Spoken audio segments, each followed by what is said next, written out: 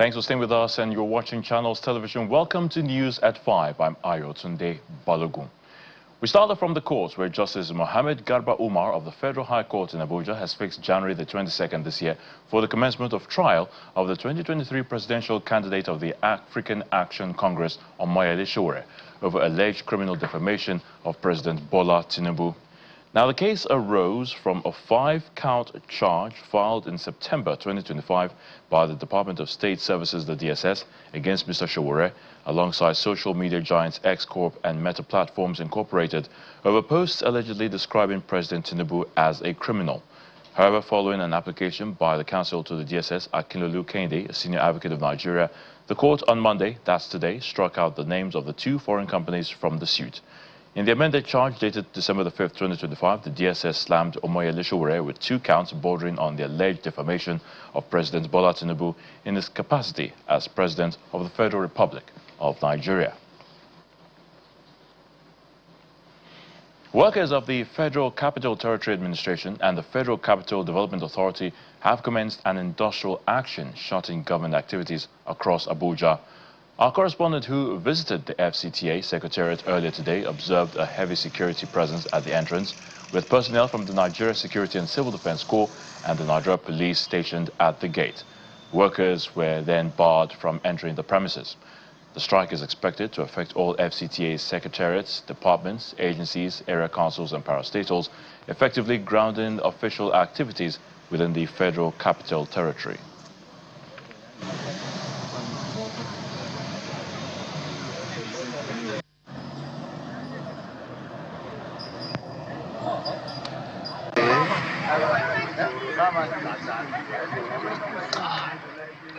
Staying in the nation's capital, local contractors have staged another peaceful protest at the Federal Ministry of Finance in Abuja, demanding overdue payments for completed projects. The protesters blocked the ministry's entrance, singing solidarity songs and even displaying placards highlighting their grievances. Tensions then rose when the Minister of State for Finance arrived, forcing her way through the crowd. Security personnel there reportedly fired warning shots to clear a path for her, but then the contractors maintained their stance.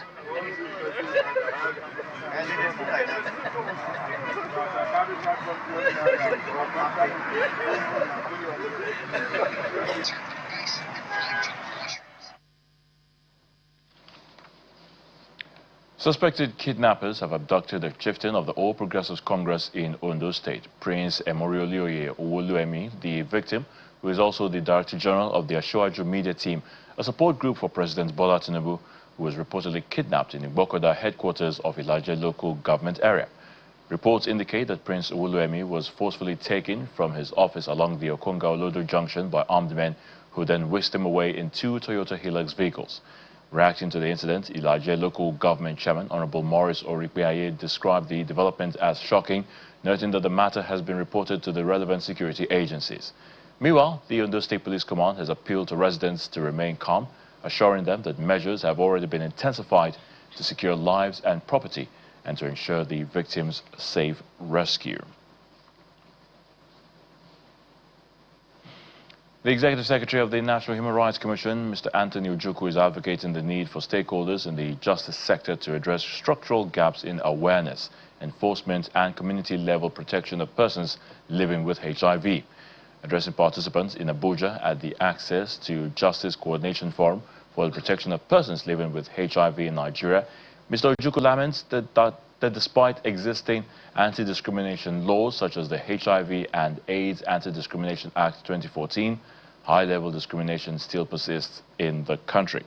He adds that the Commission will continue to expand access to justice for persons living with HIV and key populations, in addition to addressing issues of stigma, discrimination, and exclusion in all forms.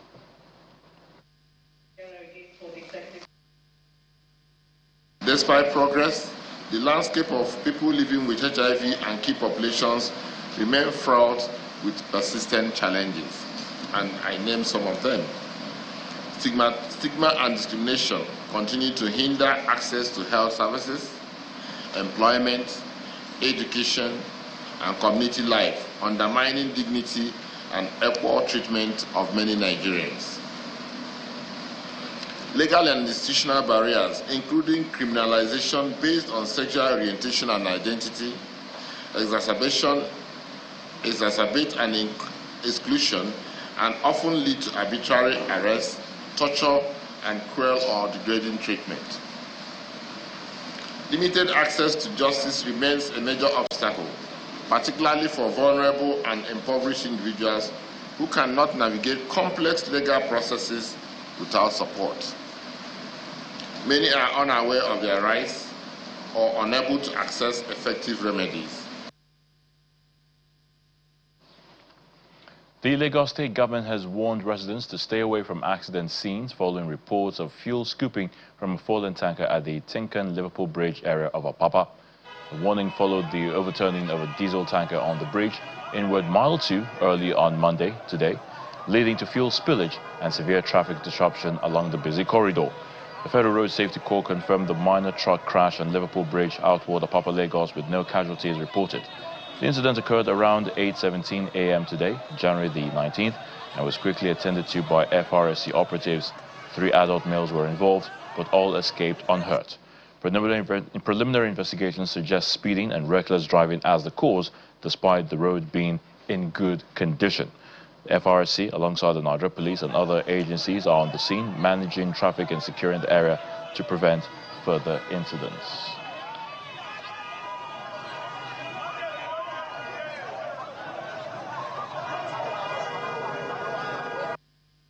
A 33,000-liter fuel tank on a bridge spilled, and over 100 people used. You've seen it on social media. Scooping, we had to push our first responders to be able to cordon off the place. If anything had happened, it's not what we'll be talking about that we'll have seen this morning.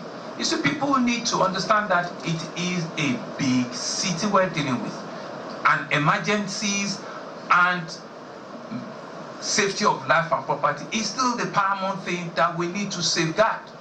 The other matter, which I'm also looking straight into the camera and I'm telling gentlemen of the press, is on demolition. There have been several, issues and stories here and there on what we're doing. They mentioned that we're doing Makoko and the rest of it. Of what interest will it be for government to want to unduly demolish anybody's? What interest? If it is not for the overall safety of these citizens that we're talking about. A lot of these people have built the shanties right under the high tension wire, and the regulation is there that you need to clear between 150 to 250 away from the regulation line.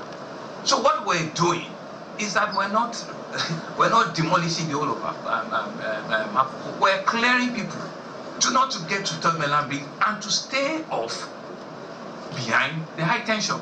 We are aware that there are some local and international NGOs that want to profit from this. We're studying and we're going to show you evidences. They've made so much money from international people,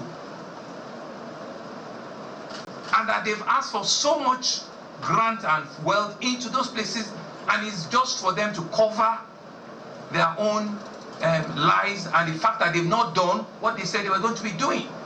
That's why they're all shouting and crying more than the bereaved. And we're here to face them and to let them see the reasons why we have to do what we're doing. And I've also given instruction that whatever additional support we can give to them, we've been on this for 2.5 years. We have evidence, we have videos, we have communication that we've done for them for 2.5 years. And we all agreed. The last summit was meant to be December 2024. We extended all throughout 2025. And so we cannot, be a lawless state of people. Something has to give at some point, because we cannot fold our arms and let calamity or disaster happen. The Nigerian Communications Commission, the NCC, says its new policy spectrum roadmap for Nigerian communications sector 2025 to 2028 will spur economic growth and fast-track Nigeria's ambition of a 1 trillion naira economy by the year 2030. At a stakeholders meeting in Abuja, the executive vice chairman, represented by Mr. Atiku Lawal, said the policy will drive innovation, help boost national security, and even expand broadband access.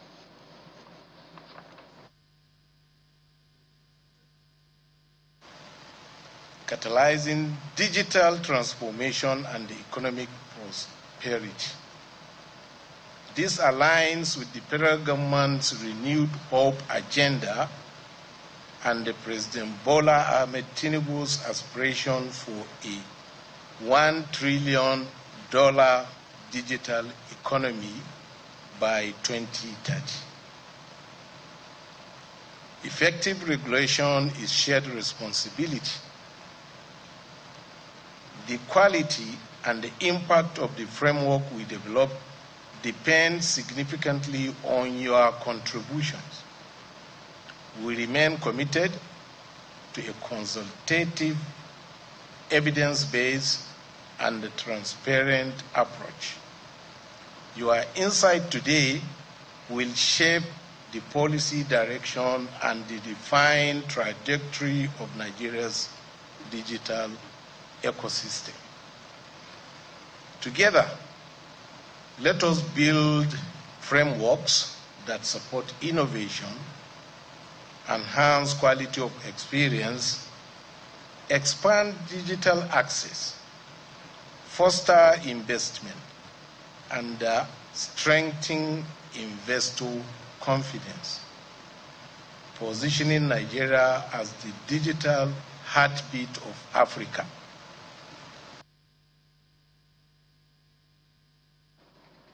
Members of the All Progressives Congress across the 27 local government areas of Imo State have reaffirmed their commitment to the re-election of President Bola Tinubu in the 2027 general elections.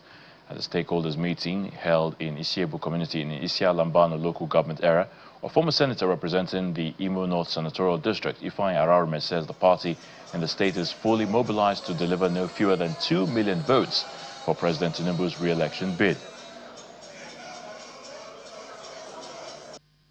This is election year. To talk about our party, the APC, to interact with you, to tell you the need to continue to support our party.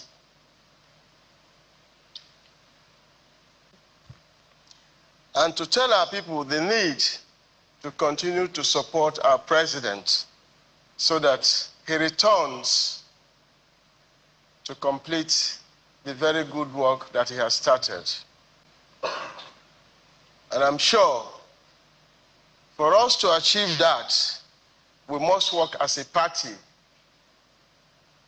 that is united in Imo. We must also work as a family, one APC family in Imo State. Everybody must ensure that we revalidate those who are members. And for those of our people who are not members yet, or our friends who are not members yet, must also ensure that they go and register. As we register and as we revalidate our membership, if APC comes up tomorrow with 2 million members in Imo State, what does that tell you?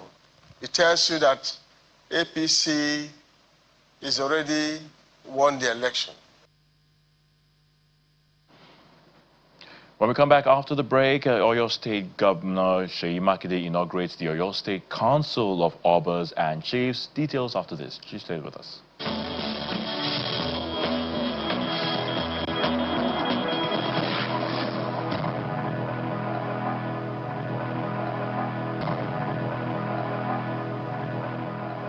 Welcome back to News at 5 on Channels Television. Let's head to Oyo State now, where the government has inaugurated the Oyo State Council of Obas and Chiefs after a long time of inactivity, bringing back to life the council that had been comatose since the year 2011. And this follows the passing of the Oyo State Council of Obas and Chiefs Further Amendments Bill 2025 by the State House of Assembly and signing of same into law by the State Governor. Now, the State House of Assembly had amended Clause 5 of Section 28 of the Chieftaincy Law to make the council chairmanship rotational among the Alaafin of Oyo, the Seun of Ogbomoso, and the Olubadan of Ibadan land. Our Oyo State correspondent, Bukola Orewo, tells us more. The Oyo State Council of Obas and Chiefs last functioned officially as a body in 2011 during the late Abiola Ajimobi's era. After due consultation with all stakeholders and the State House of Assembly, Governor Seyi Makinde succeeded in legitimizing the rotational clause behind the chairmanship of the council, which has now commenced. The Olubadan now heads the council for 2 years before another body takes over. The governor says the absence of the council has robbed the traditional rulers of some benefits from the state government, adding that with the inauguration, the council now has the right to make demands of the state government. He promises to do everything to ease the council's operation, adding that the renovation of the House of Chiefs, where the council meets, would commence as soon as the council sends in its request. Àwọn bàbá mi mẹ́tẹ̀ẹ̀ta, the Aláàfin of Oyo, the Kábíyèsí Olúbàdàn àti Kábíyèsí Ṣọ̀ún, and the agreement ni pé they will start the rotation pẹ̀lú Kábíyèsí Olúbàdàn of Ìbàdàn land. So on that basis, I hereby pronounce the Oyo State Council of Obas and Chiefs inaugurated. The council is seen as a vital advisory body in promoting peace, resolving conflicts, preserving cultural heritage, and contributing meaningfully to the policy formulation and community development through their wisdom, experience, and deep understanding of the people of their domains to enhance inclusive governance and sustainable development. We don't have tenures. So the only thing that we have is that our domains should be safe. Our domains should make progress. Our domains must be conducive to all of us who live in. The monarchs resolved that they would strategize among themselves to ensure peace reign in their various domains, make progress, and work for improved livelihood of residents. Bukola Oriol, Channels Television News. The Vice President Kashim Shettima has formally opened the Nigeria House in Davos as World Economic Forum starts officially in Switzerland. Meanwhile, the Minister of Foreign Affairs, Ambassador Yusuf Tuga, says Nigeria looks to deepening collaborations in areas of security and bilateral trade, among others, during this year's World Economic Forum holding in Switzerland. Now, he stated this in an interview on the sidelines of the week-long event, which kick-started today, Monday. According to the Foreign Affairs Minister, Nigeria will tell her story to the world and showcase the country's full potential. Nigeria is out to further explain its reforms under President Bola Ahmed Tinubu. As you know, they're beginning to yield dividend. So we've had a stable currency. We have foreign exchange reserves in excess of $43 billion. Treasury bills, sovereign bonds are doing well with yields of 8 to 10%. We have tax reforms. We have reforms in the oil and gas sector, Petroleum Industry Act, and corporate governance. So this story has to be told, and it has to be told by us. Otherwise, others will frame the narrative for us, and it might not be in our best interest.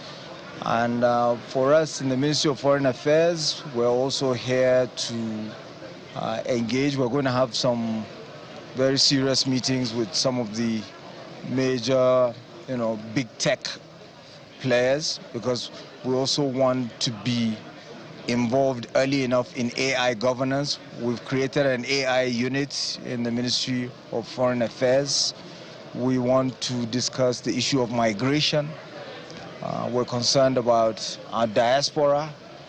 We're concerned about security in our region, because, this is not just a business gathering. It is business, it is government, it is civil society organizations.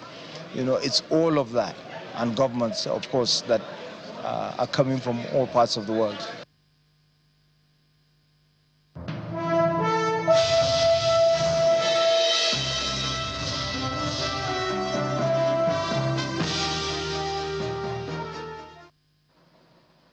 Welcome to Business News. Now, as you already know, the World Economic Forum officially kicks off today in Davos, Switzerland, bringing together the world's top political leaders, business executives, policymakers, and even thought leaders for a week of high-level dialogue on the global economy.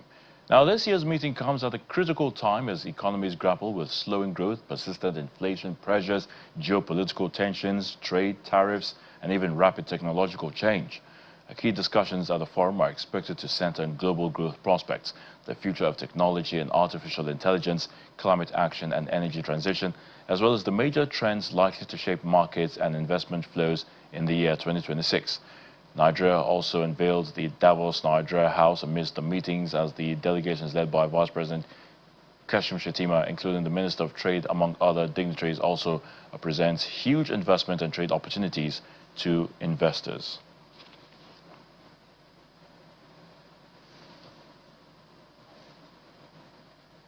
The global economy is expected to grow faster this year than previously expected at 3.3%, and this is according to the International Monetary Fund, the IMF. In its newly released World Economic Outlook, the Global Multilateral Finance Institution attributes the positive projection on businesses and economies adapting to eased U.S. tariffs and a continued surge in AI investment, which has boosted asset values and expectations of productivity gains. Meanwhile, the IMF has forecast a higher 4.4% GDP growth for Nigeria's economy this year, which also matches the World Bank's projection, while it predicts a lower 4.1% growth in 2027. In addition, the IMF estimates sub-Saharan Africa's GDP growth at 4.6% for 2026 and next year. The Lagos State Governor Babajide Sanwo-Olu has signed a 4.4 trillion naira 2026 budget into law.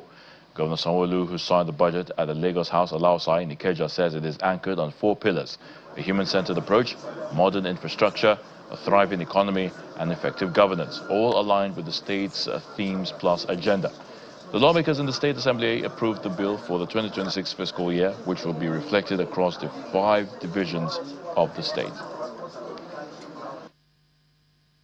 This is a budget that you have had your full input into, you have scrutinized, you have dissected, and you have taken your time to do the very constitutional provision which is enshrined in our constitution independently to do due diligence. I want to thank you for the work you have done. Lagosians will indeed thank you. We will notice that there's a slight increase from what we put forward, but that goes to show that the independence that you have and the fact that you believe that the Lagosians actually also deserve more, and the fact that you believe that we also can do more. So we're excited and we're happy with the bill that you have brought forward here to us.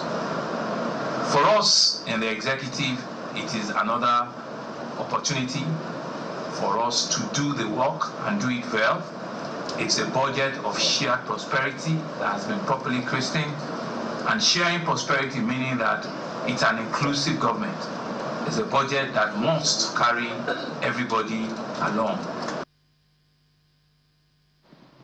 The annual non-oil export report shows that the nation's total export for the year 2025 stood at $6.1 billion. Executive Director of the Nigeria Export Promotion Council, Mrs. Nonye Ayani, who gave the breakdown at the news briefing, explains that the figure shows a growth of 11.5% compared to the $5.4 billion gained as of December 2024. Mrs. Ayani says top 3 export destinations for the year include the Netherlands, Brazil, and India, while a total of 1.23 million metric tons of goods were exported to 11 ECOWAS countries, with Ghana, Cote d'Ivoire, Togo, and Benin topping the list. Nigerian Export Promotion Council remain resolute and committed to driving up the volume and value of non-oil exports and expanding market access for sustainable and inclusive economic growth. And as we continue to align with Renew Hope agenda of Mr. President for job creation and poverty alleviation. We will continue to collaborate with development partners to make sure that we improve the lot of our exporters and bring them technical assistance and support to be able to play in the market. I'm glad to say that in the course of the year, working with ITC Geneva, with the ITC UK trade mission, we were able to bring about 10 buyers from the UK, and they interacted with our exporters, and a lot of MOUs and contracts were signed. That said, under the CBI program, Netherlands, we also brought in about five buyers from Netherlands, and they also came, they interacted with about 85 exporters, and a lot of MOU were signed, and some of them have already started exporting. China's economic growth slowed to its weakest pace in nearly 3 years in the fourth quarter of last year due to softer domestic demand, and this is according to the country's Statistics Bureau. The world's second largest economy's GDP grew 4.5% in the October to December period, marking a slowdown from 4.8% in the third quarter of 2025. This was the weakest reading since the first quarter of 2023, when the GDP growth also came in at 4.5%. However, the latest economic figures shows that the country's full-year growth matched Beijing's target despite growing trade frictions with the US and a prolonged real estate slump. Meanwhile, the country's full-year economic output came in at 5%, meeting the government's official target.